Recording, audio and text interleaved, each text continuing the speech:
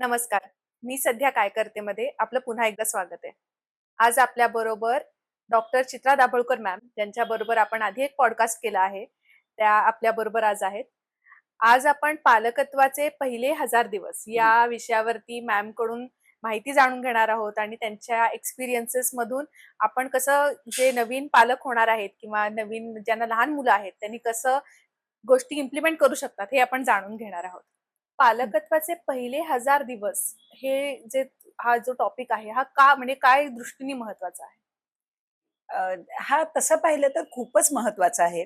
कारण ह्या काळात म्हणजे हा कसा आहे तुला सांगते आधी, की फ्रॉम कन्सेप्शन म्हणजे ज्यावेळी प्रत्यक्ष गर्भ राहतो, त्या क्षणापासून ते बाळ 2 वर्षाचं होईपर्यंत. साधारण 270 दिवस आपण म्हणतो, हं, की गर्भाशयातले दिवस आणि मग पुढचे 2 वर्ष म्हणजे 365 गुणिले 2 हं, हे सगळे मिळून 1000 दिवस होतात. आता ह्याचं महत्व अशासाठी एवढंच, की ह्या काळात मेंदूची वाढ ही खूप जास्त प्रमाणात म्हणजे मॅक्झिमम वाढ ह्या काळात होते आणि म्हणून अ, ह्या काळाला जास्त महत्व दिलं गेलंय. नुसतं मेंदूचे असं नाही, आपल्याला माहितीये माणूस हा अ, अ, जो हायर अॅनिमल म्हणतो किंवा उच्च प्राणी ह्याच्यात आपण सर्वात वरच्या हं, पातळीवर आहोत. याचं कारण आपला मेंदू अधिक विकसित झालाय. त्याच्यामुळे त्या मेंदूच्या वाढीचं महत्व हे ह्या काळात आहे आणि म्हणून आपण ह्या काळाला जास्त महत्व देतो. आणि पालकत्व 1000 दिवसाचं असं म्हणायचं कारण, की ज्या क्षणी बाळ म्हणजे गर्भपोटात राहतो, त्या क्षणापासून पालकत्वाची सुरुवात होते. आणि म्हणून आपण म्हटलंय पालकत्वाचे पहिले 1000 हजार. दिवस. पहिले हे पण महत्वाचं आहे. बरोबर. अ, तर आता आपण पहिल्या म्हणजे राइट फ्रॉम फर्स्ट ट्रायमेस्टर असा हं, आपण विचार केला. हं, तर पहिल्या ट्रायमेस्टरमध्ये काय महत्वाचं असतं? काय बाळामध्ये काय डेव्हलपमेंट्स होत असतात हं, आणि पेरेंट्स किंवा एस्पेशली आईच्या दृष्टीने पहिल्या हं, ट्रायमेस्टरमध्ये काय केलं पाहिजे? हं. अ, आता पहिली ज्यावेळी चाहूल लागते, की म्हणजे आता पाळी चुकली किंवा समजा पहिल्या वेळी कधी-कधी ना एक बाळ राहिलं म्हणजे गर्भ राहिला तरी पहिली एखादी पाळी थोडीशी येऊन जाते. ओके. पण कधी-कधी तुम्ही प्लॅन्ड पेरेंटहूड म्हणतो म्हणजे आपण नियोजित पालकत्व. तर या नियोजित पालकत्वात आपण ठरवलेलं असतं बाबा हां, आता आपल्याला बाळ होणार आहे. त्यावेळी आपण अधिक जागरूक राहतो आणि मग अशा वेळी आता त्याची पण पूर्वतयारी असते. म्हणजे काही बाबतीत आहाराच्या बाबतीत, विहाराच्या बाबतीत किंवा वागणुकीच्या बाबतीत. आता तू म्हणशील आहार, विहार, वागणूक म्हणजे काय? हं, तर आहार हे स्पष्टच आहे त्याच्या ह्याच्यावरून काय खायचं, काय नाही वगैरे. पण विहार म्हणजे की तुम्ही काय टाळणार आणि काय सकारात्मक दृष्टिकोनातून बाळाच्या वाढीच्या सकारात्मक दृष्टिकोनातून करणार. त्या गोष्टी आणि वर्तणुकीत व्यसन आणि काय टाळायच्या गोष्टी त्या. ह्या सगळ्यांचा विचार त्या काळात होणं हे अत्यंत महत्वाचं असतं.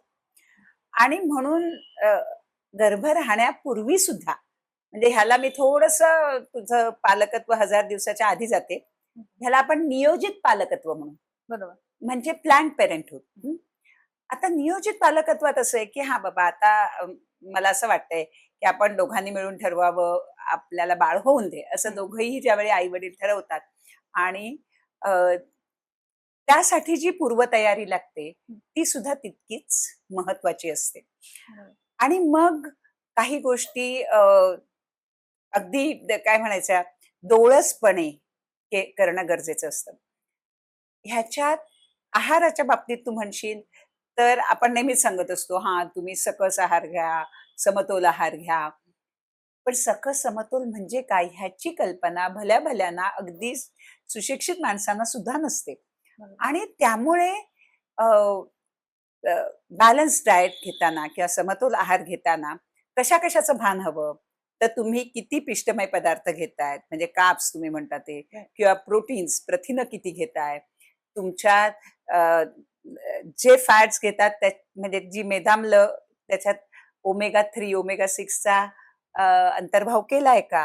आता ह्या विषयीचं थोडंसं जागरूकता वाढली आहे म्हणून मी तुला हे ओमेगा बरोबर. 3, ओमेगा 6 असं म्हणते. पण मेंदूच्या वाढीच्या दृष्टिकोनातून आणि हृदयाच्या पण तंदुरुस्तीच्या दृष्टिकोनातून अ, ही दोन्ही मेदाम्ल महत्वाची आहेत. आणि म्हणून आपण त्यांचा अंतर्भाव कसा आपल्या खाण्यात केला पाहिजे. पण थोडं जे काही आधी कसंही खात होतो, कसंही पित होतो, काही करत होतो, मजा करत होतो, असं वाटत होतं. हं. ते एकदा नियोजित पालकत्वाच्या भूमिकेत गेलो, की आपण थोडंसं आपल्याला कुठेतरी खीळ घालतो ह्या सगळ्या गोष्टींना आणि नाही बाबा, आता मी फळं जास्त खाणार, मी सॅलड जास्त खाणार, माझं वजन अतिरिक्त आहे ते कमी करायचा प्रयत्न करणार, नियमित व्यायाम करणार. अशा पद्धतीने आपण एक आपल्या वर्तणुकीत बदल घडवतो. तसंच कुठलंही व्यसन हं. टाळायचं. म्हणजे जर सिगारेट ओढत असतील, दारू, दारू तर म्हणजे आईने आणि वडिलांनी दोघांनीही सोडण्याची गरज असते. कुठल्याही मादक पदार्थाचं जर सेवन करत असतील, तर ते सुद्धा ह्या काळात पूर्णपणे टाळणं गरजेचं असतं.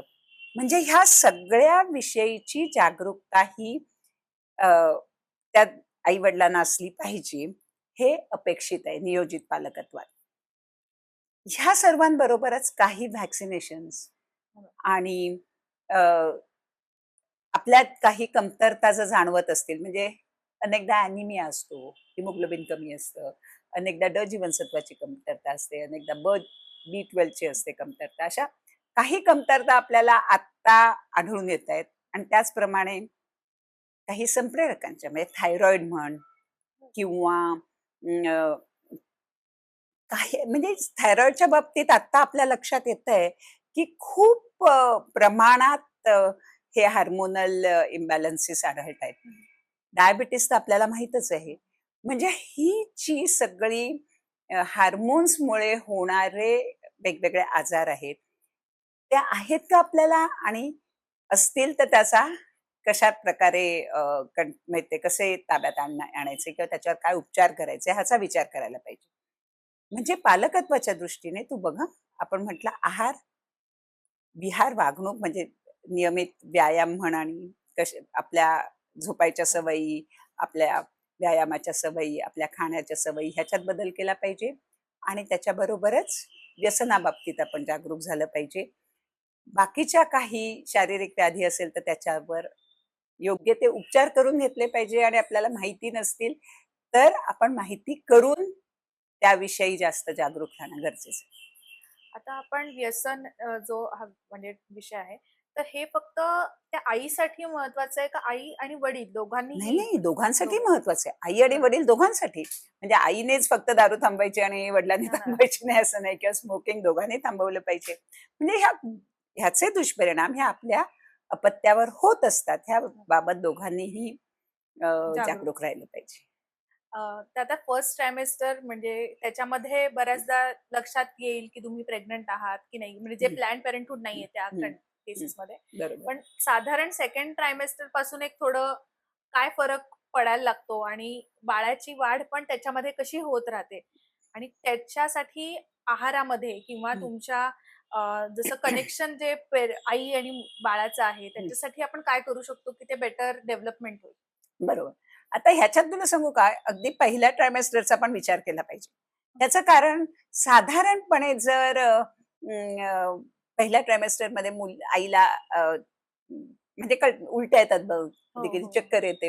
हे हायपोग्लायसेमियामुळे आलेली असते किंवा उलट्या का होतात, तर ते आपल्याला माहिती आहे, की अन्नावरची वासना उडते, काही खाऊ नये असं हं. वाटतं आणि उलट्या होतात. ह्याच्यावरनं पण लक्षात येतं, की बाबा अ, आहे का, प्रेग्नन्सी आहे हो. का? आणि मग आपण प्रेग्नन्सी टेस्ट करतो आणि किंवा पाळी चुकली तर प्रेग्नन्सी हं. टेस्ट करतो. आणि ह्या प्रेग्नन्सी टेस्टमुळे आपल्याला कळतं की प्रेग्नन्सी आहे. आणि म्हणून पहिलं ट्रायमेस्टर सुद्धा तेवढंच महत्वाचं आहे. कारण त्या काळात सुद्धा मेंदूची वाढ आणि अवयवांची वाढ सुरू झालेली असते. आपल्याला दुसऱ्या ट्रायमेस्टरमध्ये लक्षात यायला लागते. म्हणजे अर्थात आता तर फार लवकर लक्षात येतं, पण कारण हे सगळ्या आधुनिक तंत्रज्ञानामुळे तुम्हाला अ, अगदी बाळाचं प्रत्येक अवयव निर्माण होताना दिसतं. एवढं आता प्रगत झालंय. पण त्याच्या आधी सुद्धा की अ, ते फलित बीज नीट वाढतंय ना, हे सगळं ह्याची सुद्धा एक तुम्हाला काय म्हणतो आपण तपासणी करून घ्यावी लागते आणि त्याच्याविषयी जागरूक राहायला लागतं. पण ह्या काळात समजा आईला काही खाऊच नाही असं वाटत असेल, तरी तिने विचारांनी काही गोष्टी घेतल्या पाहिजे. मी आता उदाहरण सांगते मी तुला. समजा खूप उलट्या होतायत आणि काही जात नाही.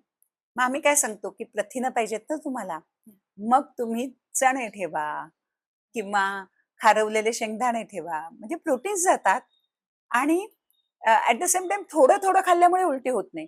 कधी-कधी चव पण येते. आवळा घ्या, आवळ्याने पण उलटी थांबते. परत त्याच्यात व्हिटॅमिन सी जास्त आहे तुम्हाला.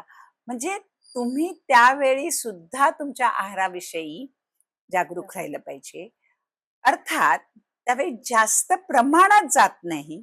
त्यामुळे कमी प्रमाणात पण सकस आहार घेणं आणि हाय प्रोटीन आहार घेणं हे खूप महत्वाचं असतं.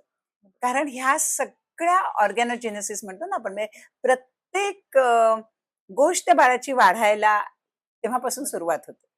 त्याचा विकास नंतर होईल, पण सुरुवात ही पहिल्या ट्रायमेस्टरलाच होते. त्यामुळे त्यावेळी सुद्धा आपण जागरूकतेने आपला आहार ठेवला पाहिजे. त्यावेळी सुद्धा आपण नियमित व्यायाम केला पाहिजे.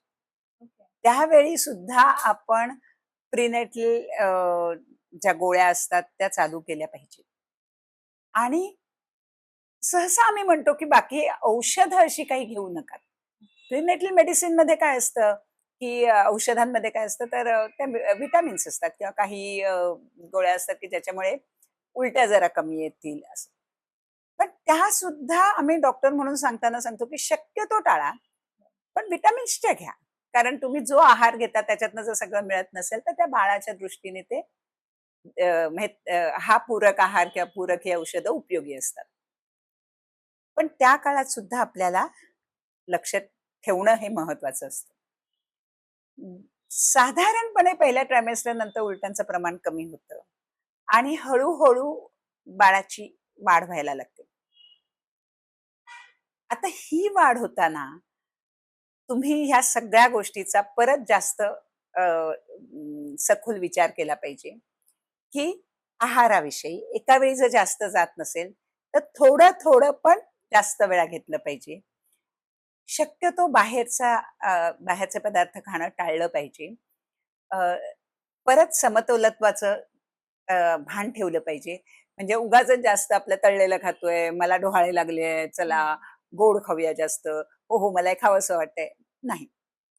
डोहाळे लागणं हा काही प्रकार असला तरी तुम्ही खाताना हा विचार केलाच पाहिजे, की अतिरिक्त साखर जाता कामा नये.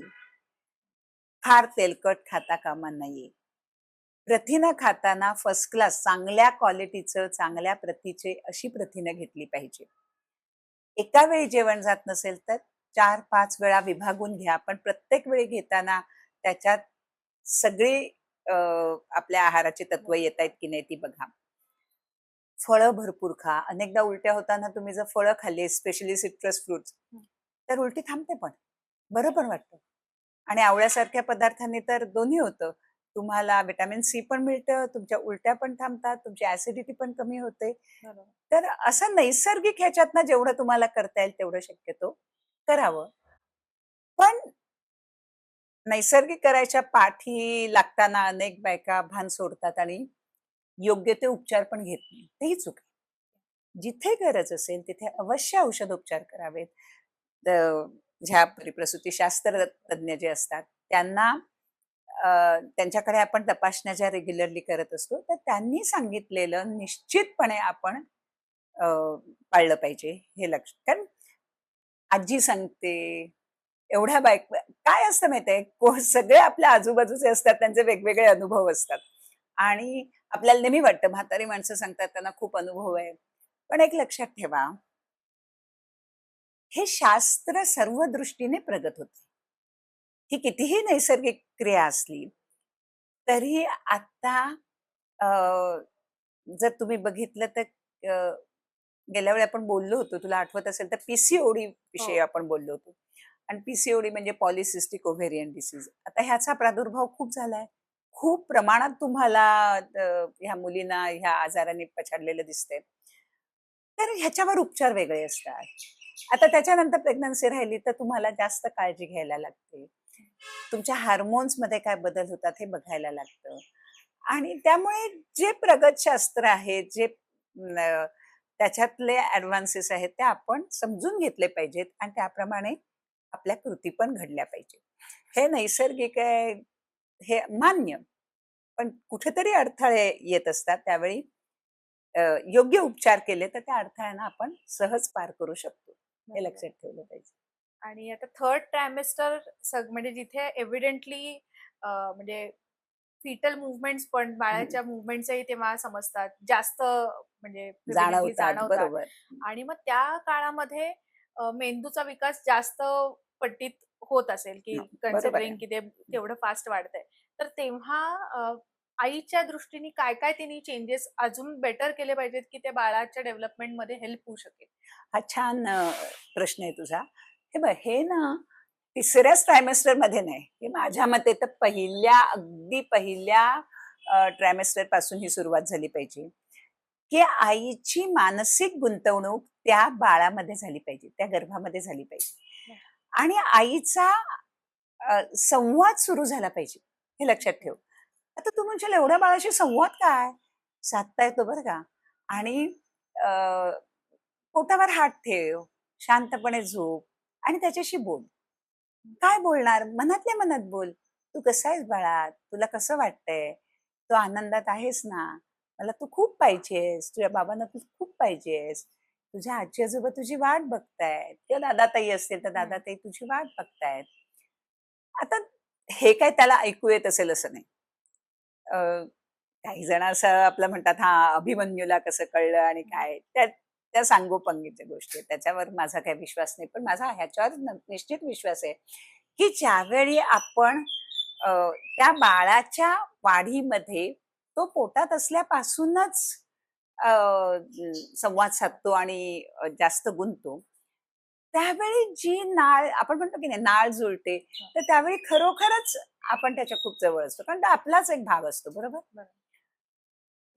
हळू-हळू तिसऱ्याच नाही, तिसऱ्या ट्रायमेस्टरमध्ये तुम्हाला अ, जरी जास्त हालचाली जाणवत असतील, तरी दुसऱ्याच्या शेवटी आपल्याला अधिक जाणवायला, आपल्याला थोडं-थोडं जाणवायला लागत असतात. आणि अर्थातच ऑर्गॅनोजेनेसिस सगळे बाकीचे भाग असतात, ते त्याच वेळी अवयव डेव्हलप व्हायला लागले असतात. आता हे जे ही जी वाढ आहे छोट्या बाळाची, ती का महत्वाची आहे? तर त्यावेळी आईचा त्याच्याशी आईच्या संवाद का बरोबर. हां. महत्वाचा आहे? तर ह्याच्यात खरंच त्याची मानसिक वाढ जी आहे ना, ती व्हायला मदत होते. हे बघ, कधी एक लक्षात ठेव, यू आर वॉन्टेड हा जो फील आहे, हा ह्या कुठेतरी अंतर्गत संवादातून येतो. तसंच आईच्या मनाची ही तयारी होते. कसं आहे माहितीये का, 2 गोष्टी असतात, की कधी-कधी नैसर्गिकरित्या बाळ राहतं. आईला पाहिजे असतं, कधी पाहिजे नको असतं. दोन्ही असू शकतं. बरोबर.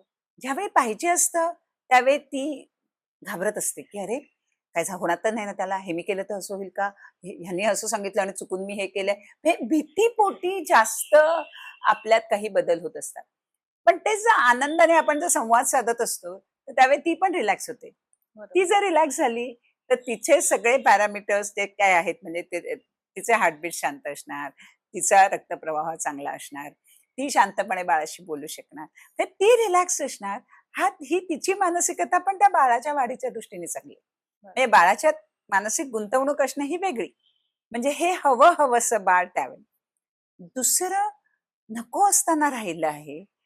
पण आपला राग न करता, आहे माझंच बाळ आहे, आता काय करणार? असं. मग तो जो संवाद असतो, तो पण एक वेगळा असतो, की तिथे सुद्धा शेवटी आईला वाटतंच ना, माझ्यात वाढतोय तो गर्भ. त्यामुळे तिची एक हळू त्याच्याशी मैत्री व्हायला लागते. जरी तिने बघितलं नसेल तरी वेगवेगळ्या मार्गाने ती मैत्री असते. हां. हां, म्हणजे वेगवेगळ्या म्हणजे कसं मी आज खूप दमून आले आणि मी झोपले आणि मला एकटं वाटतंय. पण मग एकदम वाटतं, की नाही मी एकटी नाहीये. माझ्याबरोबर आहे की माझं बाळ. हं. आणि तो एकटेपणा जातो. आणि कुठेतरी रिलॅक्स्ड फील म्हणजे असं भावना येते. आणि ती जी शांततेची, आनंदाची भावना असते, ती त्याच्यामध्ये ट्रान्समिट होते. बरोबर. तर हे जे मी तुला वेगवेगळे संवाद सांगितले, की आईचे आणि बाळाचे, ते खूप महत्वाचे आहेत. म्हणजे आता कदाचित आपल्याला माहिती नाही, अजून तेवढं संशोधन पुढे गेलं असेल तर मी तरी काय वाचलेलं नाहीये.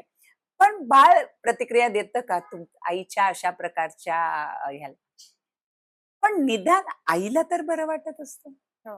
आईला तर ते बाळ हवं असं वाटतं आणि ह्याचा निश्चितच पॉझिटिव्ह म्हणजे सकारात्मक परिणाम त्या बाळाच्या वाढीवर होणार, बाळाच्या मानसिकतेवर होणार. त्यामुळे ही गुंतवणूक ह्या काळात होते. आता मजा सांगते तुला, गर्भसंस्कार. हो, हो. आता गर्भसंस्कार म्हणजे काय? तर संस्कार म्हणजे काय? तर काहीतरी चांगली कृती, चांगलं करायला सांगणं, बरोबर? मग मला काहीतरी श्लोक म्हटलं तर मला बरं वाटतं. तर ठीक आहे, मला श्लोकांनी बरं वाटतं तर माझ्या बाळाला वाटणार. पण मला जर श्लोक म्हणून नाही बरं वाटत. त्याच्यापेक्षा मला एक छान पुस्तक वाचलं की मला आनंद होतो. आणि मला ते पुस्तकात रमायला होतं, पण मला आवडतं. मला निसर्गात जायला आवडतं. मला शांतपणे झोपून रिलॅक्स होऊन कसला छान विचार करायला आवडतो. मला खूप छान चित्र करायला आवडतं. तुला जे आवडतं, ज्याच्यात तू पूर्ण रमतेस आणि त्यावेळी तू खऱ्या अर्थाने मानसिकदृष्ट्या रिलॅक्स असते. तो संस्कार हा बाळावर होत असतो. बरोबर. आणि तशा प्रकारचे संस्कार म्हणजे गर्भसंस्कार, असं माझं म्हणणं आहे. आता नाही, नाही, नाही, गर्भसंस्कार तू कर, मग तुझं बाळ चांगलं होईल. म्हणून मी आले आणि रोज सकाळी तुला एक कुठलीतरी श्लोकांची सीडी लावून दिली आणि खरं तुला त्यावेळी मनात तू विचार करतेस, झोपलीस, अरे माझं आज काम एवढं राहिलंय, खरं तर एवढी माझी डिलिव्हरीज राहिल्या आहेत आणि माझं मार्केटिंगचं एवढं काम राहिलं, काय माझं काय होत नाहीये. हां, पण मला आता हे ऐकलं पाहिजे. परत थोडा वेळ ऐकून, नाही, नाही, परत तू त्या विचारात जाते. हे संस्कार तुला गर्भसंस्कार होणारच नाही. बरोबर. आलं लक्षात? बरोबर. त्यामुळे खरे संस्कार कुठले, की ज्यावेळी आई शांत आहे, इन्व्हॉल्व्ड आहे. म्हणून मी नेहमी सांगते, की तुम्ही चांगलं खा, चांगलं रोज व्यायाम करा. ज्या व्यायामात तुम्हाला थोडा तरी घाम आला पाहिजे, थोडं तरी तुमच्यात शक्ती आली पाहिजे, म्हणजे हातापायाचं चलन-वलन झालं पाहिजे. हे करा. योगासनं शिकून घ्या. प्रेग्नन्सीमध्ये तुम्ही गर्भवती असताना करायची काही योगासनं आहेत. आणि अर्थात ती एक्सपर्ट ह्याच्याकडून शिकून घ्या. उगाच YouTube बघून, हे बघून असं नका करू. कुणाकडून तरी व्यवस्थित शिकून घ्या आणि मग नंतर तुम्ही ते पाळा. त्याचं काही हरकत नाही. पण काही त्यातल्या आसनांमुळे तुम्हाला ठराविक स्नायूंवर तुमच्या स्ट्रेंथ वाढते त्याची आणि ती ताकद वाढल्यामुळे तुम्हाला डिलिव्हरीला सोपं जातं, बाळाला पेलायला सोपं जातं. त्यामुळे योगासनांचं महत्व ह्या बाबतीत अनन्यसाधारण आहे. हे तुम्ही नियमित करा. ज्यामुळे तुम्हाला रिलॅक्स वाटतं अशी गाणी ऐका. मग ती बरोबर. कुठली असून दे, हिंदी असतील, इंग्लिश असतील, माझे काहीतरी मी दुसरी कुठली माझी भाषा आहे त्याच्यातली मला आवडतात ते गाणी. पण गाणी ऐका, कारण म्युझिक गाणं हे तुम्हाला शांत करतं नाही का. अगदी शांततेचं कुठलंही गाणं ऐकत आहे. दिवसातले दुपारचे 2 तास झोपायचं, रात्रीचे एक 8 तास झोपायचं. शांतपणे झोपायचं. झोप लागत नसेल तर त्यावेळी म्युझिक ऐका. हे गर्भसंस्कार. ओके. आलं लक्षात? हं. म्हणजे त्याच्यासाठी तुम्हाला एक ठराविक काहीतरी श्लोक किंवा हे लावून होतं असं माझं मत नाही. आणि त्याच्याही पुढे जाऊन जे संस्कार आहेत ते मी तुला मगाशी म्हटलं तसं, की आईने बाळाशी संवाद साधला पाहिजे. आणि नुसता आईने नाही, तर बाबांनी पण साधला पाहिजे. बरं. म्हणजे बाबाला ज्या वेळी वेळ मिळेल त्यावेळी त्याने पोटावर हात ठेवावा, कान लावून ऐकावं, बोलावं, "कसं आहेस तू पिल्ल्या? तू बरा आहेस ना?" आता हे सगळे जे आहेत ना, हे संस्कार. बरोबर. माझ्या मते हे संस्कार महत्वाचे. म्हणजे आहाराचे पाहिजेत, व्यायामाचे पाहिजेत, नियमित योगासनं करा, झोप व्यवस्थित घ्या आणि ज्या गोळ्या तुमचे प्रसूतीशास्त्रज्ञ म्हणजे तज्ञ सांगतील त्या गोळ्या घ्या. बरोबर. तुला मजा माहितीये, पूर्वी अनेक बायका म्हणजे मीच हे माझ्या प्रॅक्टिसमध्ये पाहिलंय. नाही, नाही, आमचे ते डॉक्टर घेत होते, पण माझ्या सासूबाई म्हणाल्या, "नको, नको घेऊस, कारण मग मूल मोठं झालं तर सीझर होईल. कशाला घेतीस?" हां. अरे ते काही मूल मोठं होण्यासाठी नसतं. ते आईचं हिमोग्लोबिन चांगलं राहण्यासाठी असतं. कॅल्शियम असतं ते आईची पण हाडं आणि बाळाची हाडं चांगलं करण्यासाठी असतं. आणि आता तर थायरॉइड वगैरेची तपासणी करूनच तुम्हाला गोळ्या दिल्या जातात. बरं. कोणी काही गोळ्या देऊन मूल नाही वाढवत बाळाला. तुम्ही खाता त्याने बाळ वाढतं. ह्या गोळ्यांनी आई आणि बाळ हे दोघेही निरोगी चांगले राहावेत आणि प्रसूतीनंतर दोघांचंही आयुष्य चांगलं व्हावं म्हणून दिलेले औषधं असतात. ती तुम्ही म्हणजे आता गव्हर्नमेंटच्या पण सरकारी दवाखान्यातनं पण ज्या प्रसूतीपूर्व तपासण्या होतात त्या हे देतात. बाय द वे ह्याच्यात महत्वाचं तुला सांगायचं, की हे जे आपण म्हटलं की नाही, की पहिले बालकत्वाचे पहिले 1000 दिवस. ही संकल्पना कुणाची आहे माहिती आहे का? युनिसेफची. ओके. हं. आणि युनिसेफ ने का ही संकल्पना आणली तर ही जगभर आणलेली आहे, की जर आपल्याला आपली पुढची पिढी चांगली व्हायला पाहिजे असेल, तर गर्भ राहिल्यापासून ते पहिल्या 2 वर्षापर्यंत ज्या काळात शरीराची वाढ झपाट्याने होत असते, मेंदूची वाढ झपाट्याने होत असते, त्या काळात जागरूक पालकत्वाची नीड आहे आणि त्या गरज आहे आणि त्याच्यासाठी त्यांची ही संकल्पना. बरोबर. तुम्ही जे म्हणालात, की जे कम्युनिकेशन आई आणि बाळाचं आहे, मला वाटतं की त्यांनी कदाचित जे पोस्ट नेटल किंवा जे डिप्रेशन येतं, पोस्टपार्टम डिप्रेशन, हं, त्यालाही मदत होत असेल का? की त्या आईला जे डिस्कनेक्ट वाटतं बऱ्याचदा हं. बाळापासून, तर त्यालाही हेल्प होत असेल? हं. असेल, असेल. नक्कीच होत असेल. हे बघ ज्यावेळी आई पण रिलॅक्स्ड असते ना, किती हं. म्हणजे बाळाशी बोलते त्यावेळी मला अनेक आयांनी सांगितलंय, की आमच्या आयुष्यातला सर्वात चांगला क्षण म्हणजे चांगला पिरियड कुठला असेल तर प्रेग्नन्सीचा. तर म्हटलं असं का? तर कधी एकटं वाटत नाही. हं. म्हणजे आपल्याबरोबर आहे. म्हणजे कुठेही गेलो, काही केलं, कितीही कामं असली, तरी माझ्याबरोबर कोणीतरी शेअर करायला आहे. हा जो फील असतो ना, हा प्रेग्नन्सीत येतो. बरोबर. आणि मग ते बाळ गेल्यावर बाहेर एकदम काही नाही असं वाटू शकतं. पण ज्यावेळी तू म्हणतेस ते अगदी बरोबर आहे. हा जर संवाद असेल, तर नाही, नाही तो बाहेर आलाय, तो आता वेगळ्या जगात आला आहे. आपल्यापासून जरी नाळ तुटली अच्छा. असेल तरी, पण आपल्या जवळच आहे. हां. हे फील आलं तर कधीही चांगलं. आता एकदा तुमचं चाइल्ड आलंय हं, आणि हं, डिलिव्हरी तुमची झाल्यानंतर न्यूट्रिशनच्या बाबतीत बऱ्याचदा असं होतं की ब्रेस्ट मिल्क तर रेकमेंडेड आहे. पण साधारण किती ड्युरेशन नंतर तुम्ही बाहेरचं फूड दिलं पाहिजे किंवा न्यूट्रिशनच्या बाबतीत काय काळजी घेतली पाहिजे जन्माला आल्यानंतर बाळ? हां, हे खूप, खूप, खूप महत्वाची गोष्ट तुम्हाला विचारली आहेस आणि ही माझ्या मते, की सगळ्यांनी खूप अगदी पाळली पाहिजे. हे बघ, आता कसं आहे माहिती आहे, आता जगभरात सगळ्या जणांनी काय एक्सेप्ट केलंय, की अर्थात ह्याला WHO ने पहिल्यांदा मान्यता दिली आणि सगळीकडे ह्याचा प्रसार केला, की पहिले 6 महिने प्रत्येक बाळाला एक्सक्लुझिव्ह ब्रेस्ट मिल्क मिळालं पाहिजे. हां, म्हणजे निव्वळ स्तनपान. पाणी पण नाही. हां. पाणी नाही, गुटी नाही, ग्रेप वॉटर नाही, बाळगुटी काय ते उगाळून घेतात ते हां. सोनं-बिनं तसलं काही नाही. फक्त आईचं दूध. मला त्याला आधी आईला लावलं पाहिजे. तर दूध येण्यापूर्वी जो स्राव येतो त्याला कोलेस्ट्रॉल म्हणतात, हां. चीक म्हणतात. तर तो अत्यंत कमी प्रमाणात जरी मिळाला तरी तृप्तता येते. त्याच्यात अ, जे काही इन्ग्रेडियंट्स असतात त्याचा हा फायदा असतो.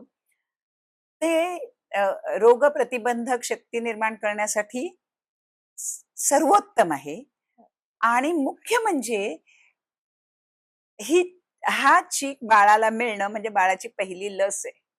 बरं. It's vaccination. ओके. लक्षात आलं? म्हणजे हे खूप महत्वाचं आहे त्यामुळे. म्हणून आम्ही सिझेरियन झालं तरी बाळाला तिथे सिझेरियन खालती चाललेलं असतं आणि आम्ही बाळाला आईच्या स्तनाला लावतो, की तिथे सुद्धा बाळ चोखतं. हं. की इमिजिएटली म्हणजे इथे आई बिचारी अॅनेस्थेशियामध्ये असते. कधी-कधी एवढी नसते कारण खालचा फक्त भाग बधीर केलेला असतो. पण बाळाला ताबडतोब आईच्या स्तनाला लावून आईचा चीक दिला जातो. अ, दुर्दैवाने कधीतरी काय होतं, की आईला फारसं दूध नसतं. हं. खूप खूप रेअर आहे. खूप क्वचित असं घडतं. पण त्याच्यासाठी बाळाच्या ग्लुकोजवर पण म्हणजे ब्लड ग्लुकोज आम्ही म्हणतो, त्याच्यावर पण लक्ष ठेवायला लागतं. कारण त्याची रक्ताची ग्लुकोजची पातळी आपल्याला माहिती पाहिजे. कमी होता कामा नये. आणि त्यासाठी अ, हे जरी कितीही रेकमेंडेड असेल, असं सांगितलं असेल सगळ्यांना की बाबा आईचंच दूध दिलं पाहिजे, काही बाकीचं देता कामा नये. पण कधी कधी थोडंफार तुम्हाला ग्लुकोजची पातळी वाढवण्यासाठी काही गोष्टी द्यायला लागतात. पण जेवढं लवकर तुम्हाला आईचं दूध पूर्णत्वाने म्हणजे काहीही बाकीचं नाही हे द्यायला लागेल ह्याच्यासाठी आपण प्रयत्नशील राहतो. आता तर तुला माहित आहे का, गेल्या काही वर्षात एक 5-7-10 वर्षात असेल, लॅक्टेशन कन्सल्टंट म्हणून असतात. म्हणजे जे फक्त डिलिव्हरी झाल्यानंतर आईला कशा प्रकारे दूध दिलं पाहिजे, ह्याच्या वेगवेगळ्या टेक्निक्स आहेत, कशा प्रकारे द्यावं ह्याचं, किंवा त्या आईचं दूध वाढवण्यासाठी काय करता येईल, काम करणाऱ्या आयांसाठी कशा पद्धतीने, समजा डॉक्टरांच्याच बाबतीत असं होतं. म्हणजे मी ऐकलंय ते असं की अॅनास्थेटिस्ट होती एक, आणि ती डिलिव्हरी तिची झाली आणि एक इमर्जन्सी आली होती कुठेतरी. तर त्या हॉस्पिटलमध्ये ते म्हणाले, नाही आम्हाला अॅनास्थेटिस्ट पाहिजे आणि नाही अवेलेबल. तर ती बिचारी ओली म्हणजे 24 तास पण झाले नव्हते, पण तिने जाऊन ती भूल दिली आणि परत येऊन झोपली. म्हणजे असं होऊ शकतं. तर हे सगळे जे स्ट्रेस आईवर असतात, ह्या सगळ्यांच्या पलीकडे जाऊन तिने शक्यतो पूर्णत्वाने बाळाला दूध द्यावं असं आपण सगळेजण प्रयत्न करतो. आणि ते म्हणजे आता तेच शास्त्रीय दृष्ट्या सुचवलेली गोष्ट आहे ती. आता ह्याच्यात सुद्धा एक गोष्ट मला तुला सांगायला आवडेल. क्वचित असे केसेस असतात की अजिबात दूध येत नाही किंवा दूध देताना काही प्रश्न आहेत. पण त्यांनी ते युट्यूबवर पाहिलेलं असतं, त्यांनी ते गुगलमध्ये वाचलेलं असतं. त्यांच्या डोक्यात असं असतं, हो माझंच दूध दिलं पाहिजे, पण मला येत नाही, आता मी काय करू? ह्यामुळे ते डिप्रेशनमध्ये जाऊ शकतात किंवा ह्यामुळे त्यांच्यावर अनेकदा परिणाम होताना मी बघितलाय. त्यामुळे बरोबर आहे, सर्वच काही आदर्श गोष्टी सर्वांनाच जमतील असं नाही. तेव्हा क्वचित एखाद दुसऱ्या बाईला जर असं असेल, सगळे प्रयत्न करून पण दूध कमी आलं, तर काही अपराधी वाटून घेता कामा नये, अशा मताची मी आहे. मी तर सांगते की पूर्वी मधल्या काळात असं होतं की अनेक आया केवळ आपलं शरीर सौष्ठव राखायला दूधच देत नसत आणि फॉर्म्युला फीड सगळे द्यायचे. आता ती मुलं पण वाढली, ती मुलं पण मोठी झाली, ती मुलं पण चांगली शास्त्रज्ञ झाली, ती मुलं पण आता भरपूर वर्ष जगतायत. त्यामुळे असं नाही की बाबा तुम्ही जर समजा तुम्हाला चुकून आलं नाही किंवा काही प्रॉब्लेम आला तर अगदी बाळाला काहीतरी दुष्परिणाम होणार आणि आपण काहीतरी घोड चूक करतोय असं वाटून घ्यायचं कारण नाही, असं माझं मत. ज्या ज्याला येतं आणि शक्यतो प्रयत्न तर करावे द्यायचा, आणि exclusive breast milk is the best, म्हणजे निव्वळ आईचं दूध देणं हे चांगलंच आहे. पण समजा जमलं नाही, समजा काही झालं, तर अजिबात अपराधी वाटून घेता कामा नये, या मताची मी. बरोबर. आता साधारण 6 मंथ्स नंतर म्हणजे किंवा 1 इयर नंतर जेव्हा ते बाळ बोलायच्या ह्याच्यामध्ये यायला लागतं, तर अशा वेळेला त्याची मेंटल डेव्हलपमेंट बेटर होण्यासाठी किंवा त्याचं कॉग्निटिव्ह स्किल्स बेटर होण्यासाठी काय केलं पाहिजे? म्हणजे डाएटमध्ये तर आहेच, पण तुमच्या रोजच्या वागण्यामध्ये किंवा काय-काय तुम्ही त्याला हं, खेळण्याच्या ह्याच्यातून काय हं, तुम्ही दिलं पाहिजे हं. की ते बेटर होईल? याच्या आधी मी तुला सांगितलं, तुम्हाला मगाशी जो प्रश्न विचारला तो आपला अर्धा राहिला, की ब्रेस्ट मिल्क 6 महिन्यापर्यंत हो. द्यायचं, पण 6 महिन्यानंतर आपण विनिंग फूड देतो. तर पूर्वीच्या काळात हे पातळ दिलं जायचं. आता ही कन्सेप्ट बदलली आहे. आता सेमी सॉलिड अर्धघन पदार्थ आपण चालू करतो. आणि 1 वर्षापर्यंत प्रत्येक बाळाने जे घरचं अन्न आहे ते पूर्ण खाता त्याला आलं पाहिजे, हे आपण बघितलं पाहिजे. आणि तेच त्याला दिलं पाहिजे. हे बाहेरचं कुठलंही readymade food, ready to eat असतं ना, ह्याची सवय लावू नये. किंवा आता तर अजून नवीन एक कन्सेप्ट आहे की तुम्ही साखर आणि मीठ बाळांना 1 वर्षापर्यंत देऊच नका. हं. आता हे का? तर जगभरात एकूण साखर खायचं प्रमाण खूप वाढलंय आणि त्याच्यामुळे डायबिटीसच्या केसेस पण वाढल्या. आणि आत्ताच आलेल्या काही रिपोर्ट्स प्रमाणे जुव्हेनाईल डायबिटीस, म्हणजे आम्ही काय म्हणतो, 2 प्रकारचे डायबिटीस असतात. एक लहान वयात जो डायबिटीस होतो, अ, त्याच्यात इन्शुलिन निर्माणच होत नसतं, आणि जो मोठ्या वयात होतो त्याच्यात आधी होत असतं आणि मग हळूहळू ते कमी होतं, आणि म्हणून लहान वयातल्या डायबिटीसमध्ये तुम्हाला इन्शुलिनची इंजेक्शनच द्यायला लागतात. मोठ्याच्या ह्याच्यात आधी बाकीचा आहार, व्यायाम ह्याच्यावर कंट्रोल नाही आला तर म्हणजे ती एक पद्धत आहे, त्याच्यात सखोल नको जाऊ आपण. पण अ, ह्या सगळ्या आजारांचा प्रादुर्भाव वाढल्यामुळे आता लक्षात आलं, की शक्यतो साखर लवकर देऊच नाही, शक्यतो. क्वचित एखाद वेळी थोडीफार गेली म्हणून काही बिघडत नाही. किंवा मिठाचं प्रमाण पण.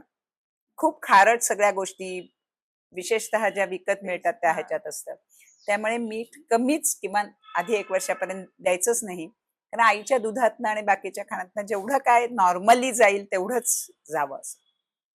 आणि 1 वर्षापर्यंत आईच्या दुधाबरोबर, लक्षात ठेवा, आईच्या दुधाबरोबर बाकीचं अन्न अशा प्रकारे द्यायचं, की घरी जे तुम्ही खाता. आता आपल्या भारतीय ह्याच्याप्रमाणे समजा वरण, भात, चपाती, भाजी, कोशिंबीर हे सगळं बाळाला खायला आपल्यासारखं ताट त्याचं असलं पाहिजे. बरं. आणि त्याने ते खायची त्याला सवय लावायची असते. अ, आता हे झालं खाण्याचं. आणि पहिल्यापासून त्याला हाताने खायची सवय लावायची. टीव्ही लावलाय, मोबाईल लावलाय आणि भरवतायत. तर ही गोष्ट योग्य नाही. ह्याचं कारण त्या बाळाचा मेंदू मग त्या मोबाईलमध्ये जातो, त्या टीव्हीमध्ये जातो आणि आहाराकडे त्याचं लक्ष राहत नाही. त्यामुळे अन्नाचा आस्वाद घ्यायचा असेल आणि त्याचे सगळे मेंदूचे जे काही वायरिंग आहे ते त्या आहाराच्या दृष्टिकोनातून रिवायर आणि व्यवस्थित झालं पाहिजे. तर तुम्हाला त्या आहारात त्याला इंटरेस्ट घ्यायला शिकवलं पाहिजे. आता हे झालं आहाराचं. तसंच तू आता म्हणालीस तसं दुसरं सांगते, की मानसिक म्हणजे वाढीच्या दृष्टीने किंवा त्याच्या बौद्धिक वाढीच्या दृष्टीने, भावनिक वाढीच्या दृष्टीने काय केलं पाहिजे. तर आता अनेक ठिकाणी असं होतं, की फक्त आई-वडील असतात. आता विभक्त कुटुंबाचीच सगळीकडे पद्धत आहे. आणि त्यामुळे ना मुलाला एकटं वाटतं आणि त्याला जर आई आणि बाबा दोघंही काम करणारे असतील बाहेर जाऊन, तर मूल एकटं पडतं.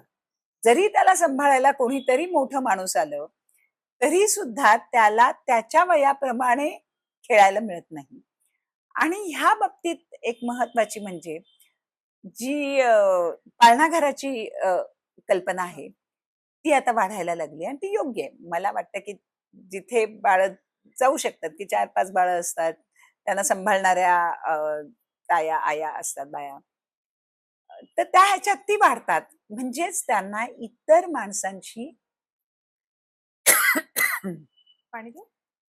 मिसळायचा किंवा इतर माणसांशी म्हणजे त्यांच्याशी कसं वागायचं, प्रतिसाद कसा द्यायचा, हे सगळं ते त्याच्यातनं शिकत असतात. जे एकत्र कुटुंबात त्यांना घरी मिळायचं. बरोबर. जर आजी-आजोबा असले, ते स्वतंत्र राहत असेल, तर काही दिवसाचा काळ जर नातवंड त्यांच्याकडे गेली, तर ते सुद्धा त्यांचा क्वालिटी टाईम त्या बाळाला देऊ शकतात. पण आई-वडील ज्यावेळी घरी येतील, त्यावेळी त्यांनी त्यांचा वेळ बाळामध्ये गुंतवलाच पाहिजे. दिलाच पाहिजे. मग त्यांच्याशी गाणी म्हणणं, गोष्टी सांगणं, खेळ खेळणं त्यांच्या वयानुरूप. अ, अ, तसंच त्यांना ऐकायला कान देणं. आपली कितीही कामं असतील, आल्या-आल्या पहिली गोष्ट केली पाहिजे, की आपल्या हातातलं मोबाईल दूर ठेवला पाहिजे. गॅजेट्स दूर ठेवली पाहिजेत आणि तो वेळ फक्त आपला आणि मुलाचा असला पाहिजे. हे जे आई-वडील करतात, ते ह्या म्हणजे युगात आई-वडील म्हणून आदर्श ठरतील असं मला वाटतं. ह्याचं कारण काय? तर आई-वडिलांशी जर कनेक्ट पाहिजे. तुम्ही कितीही पैसे दिले, तरी प्रेम देऊ शकत नाही ना पैशांनी. बरोबर. प्रेम मिळूच शकत नाही. ते तुम्हाला तुमच्या प्रत्यक्ष कृती. कृतीतनं दिसलं पाहिजे. त्यामुळे मुलांशी खेळणं, त्यांना आणि ह्या छोट्या वयात ना हे म्हणतो ना आपण मेक बिलीव्ह म्हणजे असं काही ते कल्पना करतात आणि त्या कल्पनेप्रमाणे त्यांना सगळ्या कृती करायला आवडत हां. असतात. तर त्याच्यात आपण सहभागी होणं. त्यांना जेव्हा वेळ मिळेल त्यावेळी बाहेर खेळायला घेऊन जाणं. जेव्हा वेळ मिळेल त्यावेळी वेगवेगळ्या ठिकाणी जिथे इतर पण आई-वडील येतील अशा ठिकाणी घेऊन जाणं.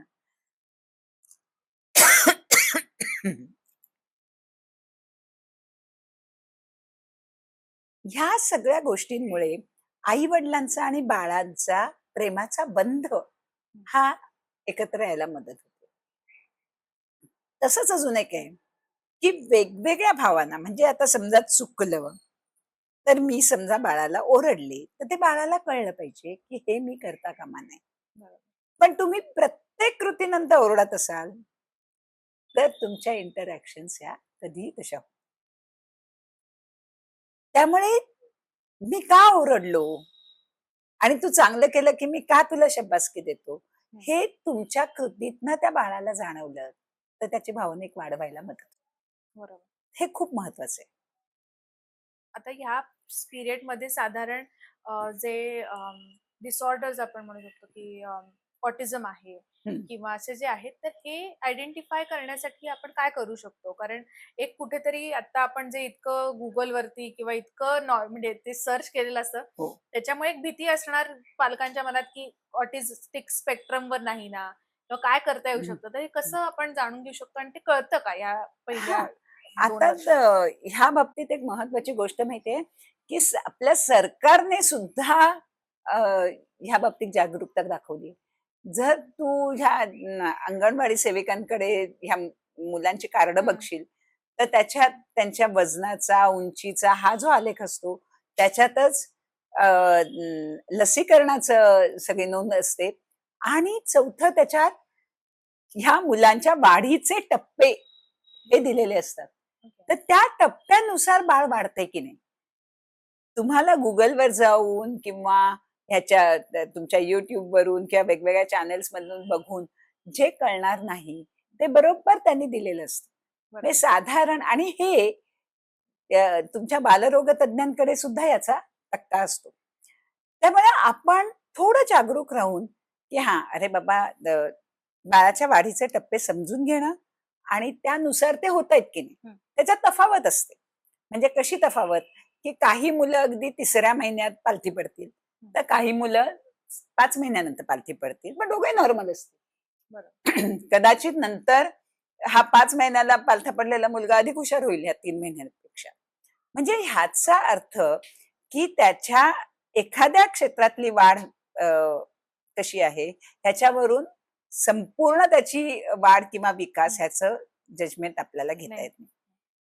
पण आपल्याला हे वेगवेगळे वाढीचे टप्पे, म्हणजे बाळ मान कधी सावरतं, बाळ पालथं कधी पडतं, बाळ बसायला कधी लागतं, बाळ उभं कधी राहतं, ह्याच्यात जर त्या कालानुरूप जो टप्पा आहे ते आपलं बाळ त्याच्यात बसत नसेल तर आपण लगेचच डॉक्टरांकडे गेलं पाहिजे. बरोबर. आणि आता तर ही एक वेगळी शाखा पण आहे, डेव्हलपमेंटल पिडियाट्रिशियन. ओके. हा, म्हणजे नुसतंच म्हणजे पिडियाट्रिशियन सांगेल त्याला लक्षात येईल की कदाचित ह्या मुलामध्ये ह्या टप्प्यांमध्ये जरा उशीर होतोय, मग ते डेव्हलपमेंटल पिडियाट्रिशियन कडे जातात. मग अजून तपासण्या होतात, म्हणजे त्यामुळे आपल्याला ऑटिझम आणि हे सुद्धा लवकर कळू शकतं. पण त्याच्यात सुद्धा कसं माहितीये, जर तुम्हाला लवकर कळलं आणि तुम्ही लवकर त्याच्यावर कार्य करायला लागला, काम करायला लागलात, तर कधी कधी ह्या गोष्टी कमी होऊ शकतात. बरोबर. म्हणजे ह्या कंट्रोल होऊ शकतात. ह्या तुम्हाला ट्रीटमेंटला तुमच्या रिस्पॉन्ड पण छान करतात. बरोबर आहे. इव्हन मतिमंदता ही पण लवकर लक्षात येऊ शकते, की ज्याच्यावर तुम्ही जेवढं लवकर काम कराल तेवढं त्यांच्यात नंतर येणारी जी डिसॅबिलिटी असते ती कमी प्रमाणात येते. बरोबर. बऱ्याचदा जे मल्टी लँग्वेज ज्या घरामध्ये बोलले जातात, वेगवेगळ्या ह्याच्यातले असतात, तर आपण बघतो की एखाद्या घरामध्ये मूल नुसतं एक भाषा शिकतंय, फार हम्म. म्हणजे आपली मातृभाषा आणि फार तर फार इंग्लिश तुम्ही हम्म. शिकताय. पण थोड्या घरांमध्ये वेगवेगळे पेरेंट्स 2 वेगळे असे असतील तर अजून म्हणजे ऍडिशनल शिकत राहतात, म्हणजे हम्म. त्याच पिरियड मध्ये की हम्म. ते एक मूल एकच भाषा शिकतंय आणि एक हम्म. 2-3 भाषा येतात. तर असं कॉग्निटिव्हली त्याला बेटर करण्यासाठी किंवा त्याचं मानसिक विकास चांगला होण्यासाठी काय अजून आपण असं करू शकतो की भाषा शिकवणं किंवा काय काय असं करू शकतो? नाही, आता हे बघ, हे कसं आहे माहितीये का, भाषा जास्त शिकवल्या म्हणून त्याची कॉग्निटिव्ह डेव्हलपमेंट जास्त होईल असं नाही. पण नैसर्गिकरित्या जर समजा आई एक भाषा बोलते, वडील एक भाषा बोलतायत, तो ज्या परिसरात राहतो तिथे वेगळी भाषा बोलतायत आणि तो शाळेत जातो तिथे वेगळी भाषा बोलतायत, तर मूल ते शिकतं आणि ते त्या त्या भाषेत त्यांच्याशी बोलतं. समजा वडील तमिळ आहेत तर त्यांच्याशी तमिळ, आई मराठी आहे तर आईशी मराठी, ते बाकी सगळे इंग्लिश बोलतायत तर ते इंग्लिश त्याला कळत असतं. आणि अगदी मी सांगते, मी असं पाहिलंय 5-6 वर्षापर्यंत ते त्या तिन्ही चारही भाषेतनं व्यवस्थित बोलत असतात आणि त्यांना कळत असतं. पण ह्याचा अर्थ असा नाही की त्यांची कॉग्निटिव्ह डेव्हलपमेंट त्याच्यातली फार जास्त असते. जो एक भाषा शिकतो. ही एक कपॅसिटी असते आणि ज्याला ते तुम्ही एक्सपोज होता, ते तर तुम्ही ते तुम्ही करता असं आहे. सो ॲट लास्ट मॅम, तुम्ही जे पेरेंट्स आता न्यू न्यू पेरेंट्स आहेत किंवा जे आता प्लॅन पेरेंटहूडच्या जर्नीमध्ये आहेत, त्यांना तुम्ही काय सांगाल की त्यांनी स्वतःमध्येही आणि त्यांच्या आजूबाजूची जी लोक आहेत त्यांनीही त्यांच्यामध्ये काय बदल केले पाहिजेत की ते चाइल्डच्या डेव्हलपमेंटसाठी पोषक ठरेल? हं. आता पहिली गोष्ट म्हणजे आत्ताचे अनेक तुमच्या वयाची आणि थोडीशी मोठी मुलं, आम्हाला मूलच नको असं म्हणतात. आणि याचं कारण असं असतं, की त्यांच्या लक्षात आलंय, की मूल वाढवणं सोपं नाहीये. म्हणजे आपल्या दैनंदिन आयुष्यात खूप अडथळे येणार असं त्यांना वाटतं. पण मूल वाढवणं म्हणजे पण एक आनंदाची गोष्ट आहे. आणि त्याच्या सगळ्या त्या ह्याच्यात आपण एवढे छान इन्व्हॉल्व होतो आणि आपलं काही करिअर त्याच्यात कॉम्प्रोमाईज होत नाही, हे तुमच्या लक्षात आलं पाहिजे. मी तर असं सांगेन, की योग्य वयात पहिलं बाळ होण्याचा निर्णय घ्या. कारण जर तो जरा उशिरा घेतला, तर मग बाळ होण्याची शक्यता थोडीशी कमी होत जाते. त्यामुळे कितीही तुम्ही नाही म्हणालात, तरी अराउंड 24 ते 28-30 हे वय हे आयडियल ठरतं पहिलं बाळ होण्यासाठी. पण ठीक आहे, आता अनेकच एवढे करिअरचे आणि ह्याचे ताण असतात, की जनरली 30च्या पुढे 32 काय आता 35-40 ह्या वयात अ, घेतलं जातं चान्स. पण मगाशीच मी सांगितलं तसं त्याप्रमाणे एक तुमची मानसिकता पाहिजे. दुसरी तुमची हेल्थ. आणि हेल्थ म्हणजे सर्व दृष्टीने शारीरिक, मानसिक आणि भावनिक ही सगळी सगळं आरोग्य चांगलं पाहिजे. अ, शारीरिक हे तुम्ही करू शकता आहार चांगला घेऊन, नियमित व्यायाम करून, व्यसनं टाळून, लसीकरण करून, ह्या सगळ्या गोष्टी करून तुम्ही अ, शारीरिक करू शकता. मानसिकच्या बाबतीत असं आहे, आपल्या मनाची तयारी. आणि हे बाळ दोघांचं असतं. खरं बाळ दोघांचं पण नसतं, बाळ त्या कुटुंबाचं असतं. त्यामुळे सगळ्यांचीच त्या बाबतीतली इन्व्हॉल्वमेंट असते. तर त्याबाबत जागरूकता असली पाहिजे त्या कुटुंबात सुद्धा. अनेकदा काय होतं माहितीये का, की हे मोठी लोक असतात ती ह्या लोकांवर प्रेशर करतात. आणि तो दबाव आल्यावर मग ही दोघं जण बिचारी आता खरं आम्हाला नको वाटतंय, पण असून दे आता ह्यांना वाटतंय, मग आईला वाटतंय, बाबांना वाटतंय, मग काय आजीला वाटतंय, मग आजीचं काय? तर ह्या कुठल्याही दबावाला माझ्या मते बळी पडू नये. जे आई-वडिलांनी ठरावं, कारण त्यांचं शेवटी ते अपत्य असणार आणि त्यांना वाढवायचं जबाबदारी ही त्यांची आहे. त्यामुळे जे निर्णय आहेत ते तुम्ही म्हणजे दोघांनी मिळून घेतला पाहिजे, की कधी आपल्याला बाळ पाहिजे. त्याच्यासाठी मी म्हटलं तशी ही सगळ्या दृष्टीने तयारी पाहिजे. आणि कुणाची एकाची जरी तयारी नसेल, तर दुसऱ्या पार्टनरने त्याला ती सपोर्ट. तयारी करायला सपोर्ट केला पाहिजे. बरोबर. एवढंच मी सांगेन. आणि मॅम, तुम्ही पालकत्वाचे पहिले 1000 दिवस याच्यावरती तुम्ही लेक्चर्सही घेता, तर त्याबद्दलही सांगितलं आपल्या प्रेक्षकांना, तर तेही त्यांना कधी जॉईन करायचं असेल किंवा त्यांना याच्यात यायचं असेल तर कसं करू शकतात ते? नाही, अजून मी लेक्चर घेत नाहीये. मी लिखाण लिखाण. केलंय. हां, हां, हां. मी लिखाण केलंय. पण मला लेक्चर घ्यायला आवडेल. ॲक्चुअली मला कसं आवडेल माहितीये का, लेक्चर म्हणण्यापेक्षा मला इंटरॅक्टिव्ह सेशन्स आवडतील. बरोबर. जर ह्या वयाची मुलं-मुली जर एकत्र आलो, तर त्यांच्या शंका आणि शंकांचं निरसन हे करायला मला जास्त आवडेल. नाही, मी इंटरॅक्टिव्ह असलं ना, वन वे असलं तर ते कंटाळवाणं होतं. बरोबर. आणि असं काय आपण सगळीकडे वाचतच असतो.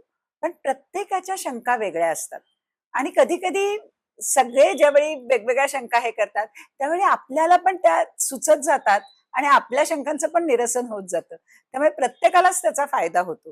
तर अशा प्रकारचा जर गट केला, तर मला नक्कीच त्याच्यात लेक्चर द्यायला आवडेल किंवा माझं ज्ञान शेअर करायला आवडेल. नक्की. थँक्स अ लॉट मॅम तुमच्या वेळासाठी. आणि आय होप आता जे नवीन प्लॅन्ड पेरेंटहूडच्या जर्नीमध्ये आहेत किंवा ज्यांना नुकतंच मूल झालेलं आहे, त्यांना याचा नक्कीच फायदा होईल. तर thank you ma'am for coming.